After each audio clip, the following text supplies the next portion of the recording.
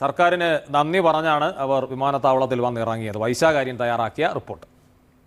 Operation സിന്ധുവിന്റെ ഭാഗമായി Israel Iran സംഘർഷ ഭൂമിയിൽ നിന്നും ഒഴിപ്പിച്ച ഇന്ത്യക്കാരുമായിട്ടുള്ള ആദ്യ വിമാനം അല്പസമയം മുൻപാണ് ദില്ലി വിമാനത്താവളത്തിൽ എത്തിയത്. വിമാനത്താവളത്തിൽ ഇറങ്ങിയ ഈ വിമാനത്തിൽ ഉണ്ടായിരുന്ന ഇറാനിൽ നിന്നും ഒഴിപ്പിച്ച 110 പേരടങ്ങുന്ന സംഘത്തിലെ ഓരോരുത്തർ മാധ്യമങ്ങളോട് പ്രതികരിക്കുന്ന കാഴ്ചയാണ് നമുക്ക് കാണാൻ വേണ്ടി സാധിക്കുന്നത്. ഇന്ത്യൻ പതാക ഏന്തി അടക്കം കോളേജുകളിൽ പഠിക്കുന്ന വിദ്യാർത്ഥികൾ, അതുപോലെ തന്നെ ടെഹ്റാൻ അടക്കമുള്ള മറ്റ് പല മേഖലകളിൽ നിന്നും ഇറാനിൽ നിന്ന് ഈ സംഘർഷ ഭൂമിയിൽ നിന്നും രക്ഷപ്പെട്ട് അർമേനിയയിലേക്ക് പോയി, അർമേനിയയിൽ നിന്നും ദോഹയിൽ നിന്ന് പിന്നീട് ഇന്ത്യയിലേക്കും വന്ന വിദ്യാർത്ഥികളുടെ ദൃശ്യങ്ങളാണ് നമ്മൾക്ക് കാണാൻ സാധിക്കുന്നത്. അവരുടെ കയ്യിൽ ദേശീയ പതാക അടക്കമുണ്ട്.